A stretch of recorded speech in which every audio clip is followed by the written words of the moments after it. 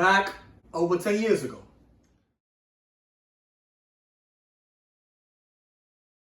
You know, people need to stop with this bullcrap about R160 having more capacity than the R211A. No, it doesn't. And remember, the Jamaica yards, they are fully R160, yes, because most of those trains they got also were from Coney Island transferred there for the CBT purposes, right?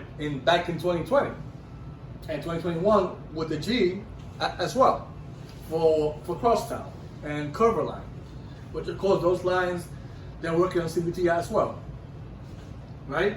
Now the thing is, folks, if you look at these three models, right, the R160, R179, and R211A, right, we do know that the R211A are for lines that have either high ridership, CPT equipped, as well as aging on cars. The only lines that have all three, as we do know, is the A and C. Remember, they got the R46. The train has been around for almost 50 years. All right? So it makes sense why the base order was assigned to the A and C, and due to the 8th Avenue as well, getting CPT as we speak now. They're working on it now, and eventually it'll be done.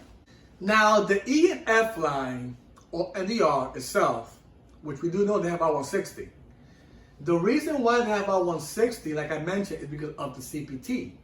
They needed, the Queens Boulevard was assigned for CPT, and it was because of the high ridership they got over there. So why do you think they started with Queens Boulevard instead of 6th Avenue? Because people keep talking about, 6th Avenue, they're going to be the next one getting CPT. If it was that bad, why didn't they get it before? 8th Avenue is getting it now. MTA hasn't mentioned 6th Avenue getting CPT yet. It is part of the capital plan, yes, it is. But it hasn't started yet, because the reason why is because the MTA doesn't feel to rush 6th Avenue. If it was that case, then I can understand the B and D getting onto 11A. But either so, you have to use the common sense, right? You have high ridership, CPT, as well as aging on cars. The A and C has all three. Now, the E and F line has two of the three categories. They have CPT and they have high ridership. Wouldn't it make sense for the MTA to actually put the R211A of the option 1 order that's left to the E and F, and to push the R160s to Coney Island, back to Coney Island? Coney Island needs new tech anyway. They need the R160 back. The R46 are going to be retired already. Of course, they started with the A and C first, and then once they're done with them, they're going to go to Coney Island next, right? Now, looking at the B and D. All right, let's focus on the B and D right now and compare it to the E and F line. The B and D train, from the two, I could say the D itself has more ridership than the B. It works all day long. The B only works weekdays, no late nights and no weekends like it used to be back in the late 90s when they switched the B and D. Because remember, the B used to go on the A line all the way to 168th Street. What you see now is the C now. The C used to go to 145th actually with the D back in the 90s, right? And in the late 90s they switched them, right? And now because of that, now the B is the one that's working on the weekday and no weekends or late nights. So if you look at it in that perspective, why would the MTA waste their time to send R211A just for the B, only the B for Coney Island, and then the N, Q, and W that tend to have more aging cars than them? Why in the world would the MTA decide, oh yeah, let's give it to the B?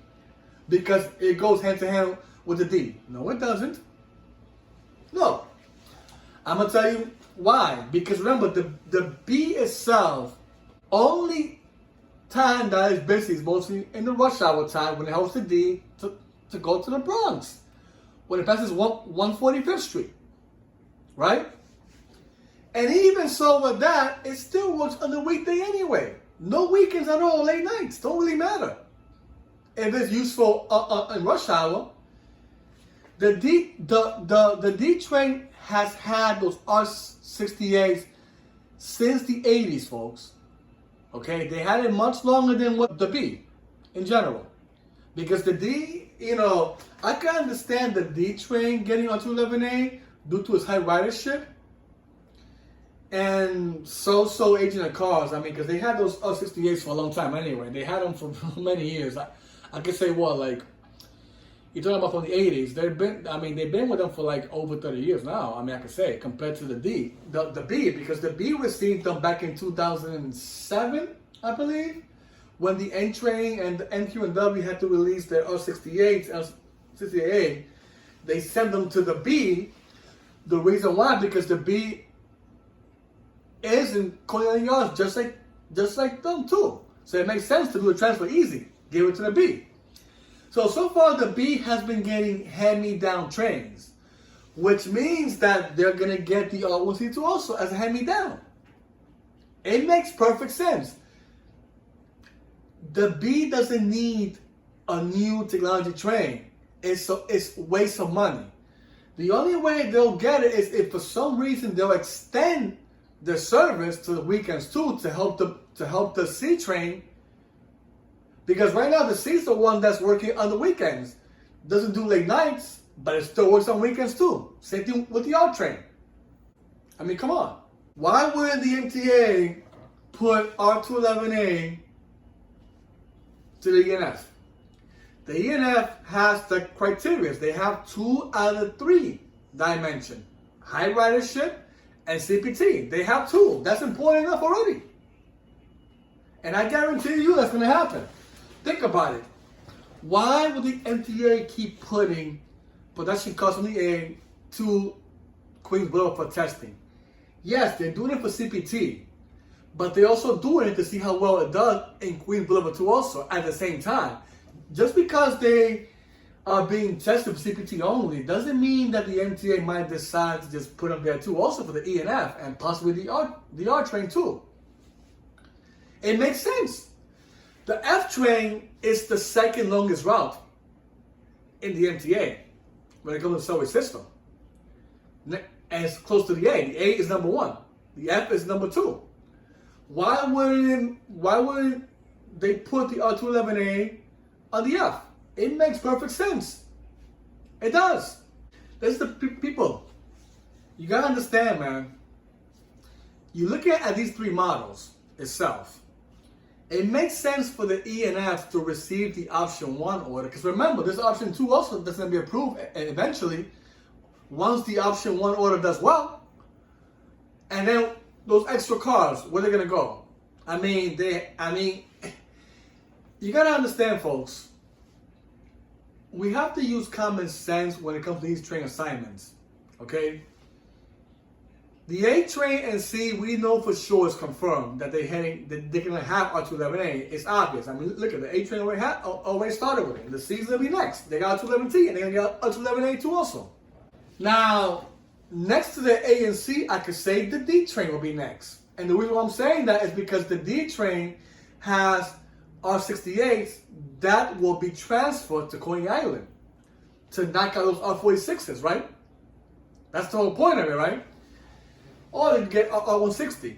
But I'm counting that the R211A are going to be under D, but not the B. The B will get the hand-me-downs R160 the same way they got the hand-me-downs before, back in 2007 for the R68s and 68. Yes. They will continue with the hand-me-downs. And the NTA is going to follow that same procedure that they did back over 10 years ago.